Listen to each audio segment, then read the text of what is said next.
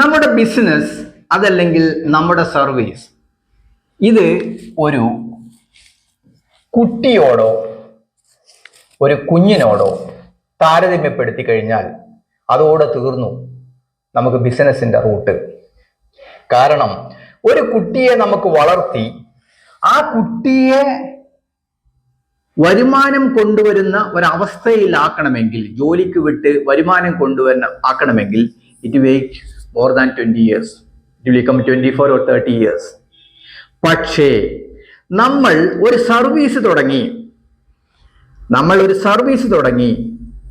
ഈ സർവീസ് തുടങ്ങി നമ്മൾ ആഗ്രഹിക്കുകയാണ് 2 വർഷം കൊണ്ട് നമുക്കത് ലാഭമാക്കണം എന്നുള്ളത്. നെവർ.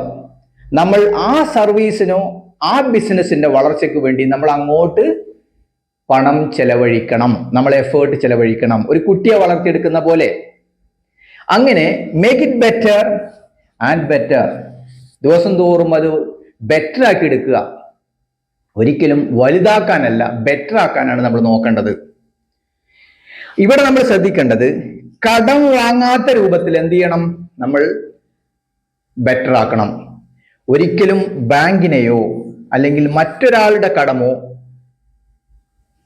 ഉപയോഗിച്ച് നമ്മളെ ബിസിനസ്സിനകത്ത് ബെറ്റർ ആക്കാൻ നമ്മൾ ശ്രമിക്കരുത്.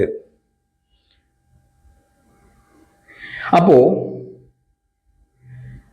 ഒരു കുഞ്ഞിനെ വളർത്തുന്ന പോലെ നമ്മളൊരു ബിസിനസ്സിനെ കണ്ടാൽ വിഷയം തീർന്നു. Make it better and profitable. It is not a 1 year or 2 year process. It is a continuing process. Make it better. Surely it will success. It will give you revenue. ആ സമയത്ത് നിങ്ങൾക്ക് എന്ത് ചെയ്യാം, ആ വരുമാനം നിങ്ങൾക്ക് നിങ്ങളുടെ ആവശ്യങ്ങൾക്ക് വേണ്ടി ഉപയോഗിക്കാം. അപ്പോൾ നമ്മളൊരു ബിസിനസ് തുടങ്ങുമ്പോൾ ഒരിക്കലും നമ്മൾ 1 വർഷം കൊണ്ടോ 2 വർഷം കൊണ്ടോ ലാഭം ഉണ്ടാക്കാം. ആ ബിസിനസ് നമ്മളുടെ എല്ലാ പ്രശ്നങ്ങൾക്കും അവന്റെ തലയിൽ വെക്കാം, എല്ലാ ലിയബിലിറ്റീസും അവന്റെ തലയിൽ വെക്കാം എന്ന് ആഗ്രഹിക്കരുത്. The business will fail. അവനെ കൊണ്ട് താങ്ങാൻ അത് കഴിയില്ല. Okay, I am doctor Ali. എന്റെ വെബ്സൈറ്റ് സന്ദർശിക്കുക, aliarimbrasdentalclinic.com. Thank U.